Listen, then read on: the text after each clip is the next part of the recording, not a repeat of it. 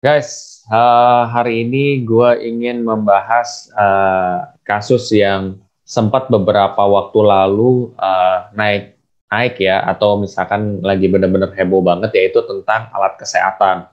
Jadi sempat ada dugaan di mana ada investasi bodong alat kesehatan ini. Kenapa gue bilang dugaan? Karena sampai saat ini masih belum yang selesai kasusnya. Jadi gue di sini akan mengungkapkan bagaimana pendapat gue selaku orang yang ada di investasi gitu loh ya. Pembahasannya soal investasi, dan juga gue kan pernah kerja di aplikasi investasi juga, dan sejauh ini gue ngomongin soal investasi, terutama investasi bodong gitu ya. Nah, buat kamu yang penasaran bagaimana pendapat gue soal kasus yang akhir-akhir ini lagi booming, simak video ini secara full ya.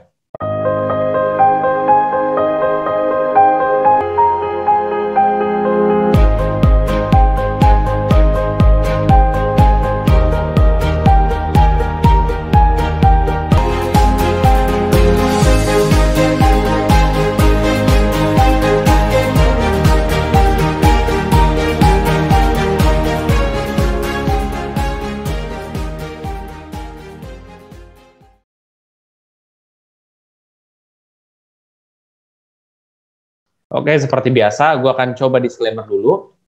Satu, keputusan investasi ada di diri kita masing-masing. Kedua, investasi itu pasti mengandung risiko. Salah satu risikonya adalah penurunan. Ketiga, gue tidak pernah mengadakan titip dana sama sekali.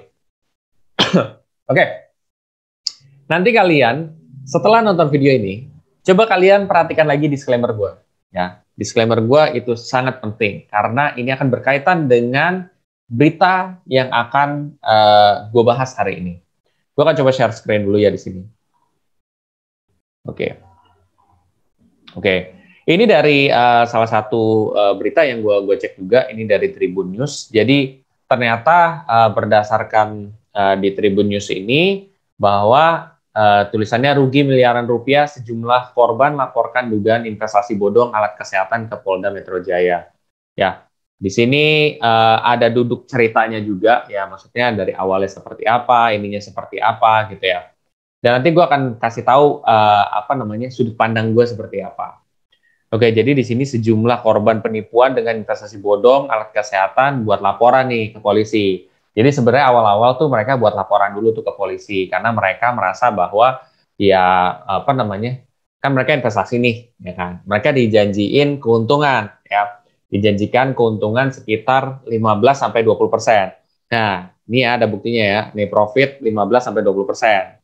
Dijanjikan profit 15-20%. Nah, cuman seketika ternyata pas mereka mau narik itu nggak bisa gitu loh ya. Nah, mau narik nggak bisa. Dan kalau dari beberapa info di tempat lain di sini ada yang kayak baru setahun dia narik kok tiba-tiba nggak bisa ya gitu. Kan padahal di sini dijanjikan profit 15-20%. Kalau nggak salah ini per bulan deh ya. Kita coba cari ya di sini. Ya, Amelita menjanjikan keuntungan 15-20% dari pengadaan alat cash yang ia tawarkan. Ya. Terus jadi mereka menjanjikan keuntungan minimal 15-20% dengan mengatasnamakan investasi alat kesehatan. Mereka menjanjikan profit itu dari setiap investasi yang masuk. Mereka menjanjikan keuntungan dalam waktu 1 bulan beserta modalnya. Jadi berarti kalau bisa disimpulkan berarti 15-20% ini dugaannya adalah dalam sebulan ya. 15-20% bisa nggak sih hasil investasi segini? Jawabannya sebenarnya bisa, tapi harus diingat guys, ada yang namanya risiko. Kalau investasi yang bisa returnnya 15-20% per bulan itu gede banget. Kalau segini, berarti harusnya risikonya ini apa gitu. Jadi kalian ketika ada penawaran-penawaran seperti ini, tanya resikonya apa gitu. Kalau dia tidak ada resiko, kalau gue pribadi, gue akan curiga. Karena yang namanya investasi itu harus ada resikonya, gitu. Kalau misalkan dia gede, itu harus ada resikonya. 15-20% itu gede guys, gitu ya. Kalau lo misalkan cari di reksadana pasar uang, returnnya di bawah dari 8% ya, gitu. Bahkan kisaran sekarang lagi 5, sekian persen gitu yang paling bagus. RDPU, RDO atau reksadana obligasi itu 8% ke bawah gitu ya. Nah, ada yang lebih gede ada gitu, tapi ya kisaran segitu. Nah, terus juga kalau reksadana saham ada yang 15 sampai 20%, tapi itu per tahun gitu loh. Dan itu berdasarkan kinerja masa lalu loh. Nah, ini sebulan. Berarti kan artinya gede banget, Pak. Dalam sebulan bisa dapat segini. Ada nggak? Ada. Kayak misalnya cryptocurrency bisa nggak 15 sampai 20% dalam sebulan? Bisa gitu. Bahkan ratusan persen bisa. Tapi kalau investasi yang semacam ini risikonya tinggi. Kalau cryptocurrency dia tuh resikonya turunnya bisa drastis banget gitu. Ya, kedua bisa kalau market cap kecil hilang. Dan itu kalian harus tahu. Nah, kalau misalkan ada yang menawarkan atau menjanjikan keuntungan ya 15 sampai 20%, ya kalian harus tanyain gitu. Ya harus tanya resikonya apa. Kedua, harusnya kalau keuntungan kayak gini itu tidak boleh ada kata menjanjikan. Karena waktu gua dulu tes di untuk Wapert ya atau wakil agen penjual efek reksadana, itu gue banyak belajar bahwa kita tidak bisa promising hasil dari investasi. Nggak boleh menjanjikan hasil pasti dalam investasi karena ya tentu ada resiko-resiko terkait gitu. Dan misalkan nih ya, kamu katakan di reksadana ada yang 8% nih returnnya. Itu kan masa lalu. Kalau misalkan masa depan bisa jadi lebih kecil, bisa jadi lebih gede gitu. Jadi nggak bisa bilang bahwa ini pasti segini. Pasti ngomongnya adalah potensi kemungkinan. Itu dua tuh. Makanya kalau kalian perhatiin, gue selalu ngomong potensi dan kemungkinan. Kenapa? Karena memang rules-nya tuh begitu seharusnya. Tidak boleh bilang pasti segini gitu. Karena kayak gitu. Walaupun mungkin tendensinya ke pasti, tapi tetap nggak boleh ngomong pasti sebenarnya. Itu. Ya, di sini intinya mereka menjanjikan 15-20% apa namanya per bulan ya. Di sini dalam 1 bulan tuh ya. Kayak gue cek di halaman selanjutnya. Nah, di sini ya seorang korban dugaan investasi bodong ini ya menuturkan bahwa ia merugi 400 juta ya gitu. Jadi ini nominal yang sangat besar ya menurut gue ya gitu. Dan ternyata di sini nah kerugian saya 400 juta. Jenis-jenis alat kesehatannya mulai dari alat swab antigen, PCR, masker dan lain-lain gitu. Jadi mungkin si apa yang pencipta investasi ini gitu mungkin mikirnya kayak di saat pandemi kayak gini orang kan pasti butuh swab antigen, PCR, masker dan lain-lain. Nah mereka coba bikin usaha di sini nih gitu. Dan ketika mereka bikin usaha seperti ini, ya mungkin akan menarik orang dan menarik orang bisa jadi seperti ini gitu ya. Tapi sampai sejauh ini kan masih kata dugaan ya investasi bodong. Tapi ya walaupun tendensinya ke situ tetap ini apa namanya belum selesai. Jadi gue nggak bisa ngomong yang kayak, ini pasti investasi bodong nggak boleh gitu. Walaupun itu tendensinya ke sana gitu. Tapi intinya di sini kerugiannya udah 400 juta, swab antigen, PCR dan lain-lain gitu. Jadi ini menawarkan sesuatu yang sekarang tuh di saat seperti ini lagi hits gitu loh ya. Karena orang pasti butuh nih. Jadi mungkin para investor akan mikir bahwa wah kalau gue invest di sini pasti profitnya gede gitu. Tapi ternyata ya dalam laporan tersebut ini pencucian uang ya di sini. Nah terus di berita lain juga, sorry guys, ini gue juga loncat-loncat juga, gue dapat dari beberapa informasi di website juga ya. Nah di sini sama ya gitu, Polri tetapkan tersangka kasus penipuan investasi alat kesehatan juga ya gitu. Nah ternyata di sini ketiga sebagai kesehatan indugaan investasi dan kerugiannya tuh. Berarti total kerugiannya itu bisa sampai 1,2 triliun sampai 1,3 triliun gitu. Dengan korban sekitar 3 ribuan. Jadi dari awal-awalnya ini hanya beberapa orang yang lapor terus tiba-tiba jadi banyak banget gitu dan ternyata bisa sampai 1,2 triliun sampai 1,3 triliun. Itu gede banget, Pak. Ya karena mungkin orang tuh gitu ngelihatnya potensinya gede banget gitu, tapi mereka tuh nggak ngelihat resiko. Makanya gue selalu ngajarin orang adalah ketika kalian mau masuk ke sebuah investasi, lihat dulu risikonya, gitu. Keuntungan mah gampang, lo bisa ditawarin kak sama siapa aja dan kapan aja. Tapi risiko pak, you have to understand the risk. Kalau risknya itu kamu mengerti, ya keuntungan bisa kalian dapat. Nah kalau kayak gini, ya kan? Nah itu dia harus tahu risikonya seperti apa. Di sini tidak ada penjelasan soal risiko, bahkan menjanjikan keuntungan kan. Menjanjikan keuntungan itu harusnya nggak boleh gitu.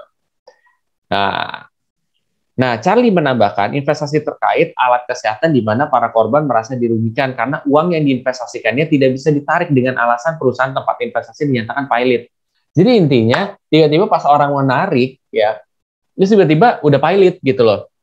Artinya udah nggak bisa bayar, ya orang langsung pada melapor gitu, karena mungkin mereka ruginya gede gitu ya.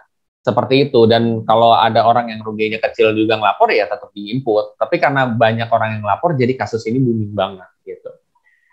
Nah, di situ sih sebenarnya yang berita yang ada, sebenarnya ada beberapa berita lain juga gitu. Cuman yang menarik perhatian gue di sini adalah gue kan sebagai orang yang memang biasa ngomongin soal investasi. Gue biasa orang yang memang pernah kerja di bidang investasi juga, aplikasi investasi. Gue pernah juga meneliti dalam soal investasi. Jadi ini adalah bidang gue sebenarnya. Nah, gue akan coba ngomong nih pendapat gue gimana. Pendapat gue adalah simpelnya gini. Terlepas dari kasus ini masih berlanjut dan ya sampai finalnya seperti apa gitu ya. Ketika kamu misalkan ditawarin investasi dengan berbagai macam keuntungan, kamu harus tahu dulu resikonya apa. Kalau dia tidak ada resiko, kamu harus bertanya, ini investasi beneran atau enggak ya? Gitu. 15-20% itu gede banget dalam 1 bulan. Kalau resikonya tidak ada atau mungkin tidak dijelaskan, itu yang bahaya guys gitu. Itu kamu tuh harus tahu dulu gitu. Ini contoh ya gitu. Kalau misalkan nanti ada yang nawarin 100%, 300%, atau 30%, ya kalian tanya risikonya seperti apa. Ketika kalian udah mengerti risikonya dan kalian terima, ya udah nggak apa-apa investasi. Kalau nggak ada risikonya itu bahaya. Kedua, apalagi mereka tuh menjanjikan keuntungan pasti. Ya, setahu dan sepengalaman gue pribadi, tidak boleh investasi itu menjanjikan keuntungan. Ya, karena nggak pernah ada yang tahu ke depan tuh bakal kayak gimana. Ya, bisa jadi dia lebih baik atau bisa jadi lebih buruk gitu. Dan alat pengukurnya apa gitu ya. Jadi kayak untuk baik dan buruknya itu apa gitu. Harus detail gitu. Risknya apa gitu. Kalau nggak ada risikonya itu bahaya. Ya. Ketiga, ada lembaga yang mengawasi atau enggak. Itu yang paling penting. Kalau tidak ada lembaga yang mengawasi, ya jangan gitu. Karena kalau misalkan terjadi apa-apa, ya siapa yang mau bakal bantu kalian? Oke lah, ini kan karena banyak orang yang lapor, akhirnya jadinya booming dan ya udah jadinya kayak bener-bener lagi heboh banget gitu ya, dan diusut banget gitu. Tapi gue yakin di luar sana banyak banget kasus investasi penipuan yang mereka tuh nggak ke-expose gitu. Dan gue berharap dengan adanya video ini adalah bukan untuk menghakimi, tapi video ini adalah mengedukasi supaya kalian tidak terjerumus ke hal-hal seperti itu. Yaitu dengan cara kalian teliti dulu risikonya apa gitu. Orang mau untung, gue juga mau untung Pak. Tapi kenapa gue nggak ngambil yang kayak gitu? Karena ya itu penipuan, ujung-ujungnya juga kita akan habis gitu. Itu cuman di kepala doang gitu. 20% ternyata enggak gitu. Nah, lembaga yang mengawasi itu penting. Kalau misalkan reksadana, saham, kayak gitu kan ada OJK. Kalau misalkan komoditas, kayak misalkan emas, ya cryptocurrency, itu larinya adalah Bapepti. Ya, walaupun mungkin mereka tidak memakai lembaga penjamin LPS lah ya gitu. Tapi di satu sisi ada yang ngawasin gitu ya, bukan mereka sendiri. Karena kalau misalkan mereka sendiri itu bahaya. Ya, di dalam beberapa kasus ada yang tiba-tiba investasinya hilang dan lain sebagainya kayak gitu.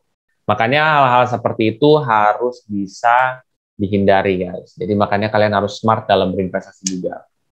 Nah itu aja sih pesan gue, mudah-mudahan ini bermanfaat juga. Nah buat kalian semua yang setelah ini ingin belajar lebih dalam soal investasi, kalian bisa cek aja semua video gue di playlist investasi gue itu. Nah, kalian juga bisa tuh ya pelajari lebih dalam soal investasi supaya kalian juga tidak tersesat ya dengan beberapa penawaran-penawaran yang menyedihkan. Oke semuanya, kalau kalian suka dengan konten ini bisa share aja ke teman-teman kalian dan aktifkan bel notifikasi supaya terupdate apabila ada berita terbaru. Oke semuanya, terima kasih.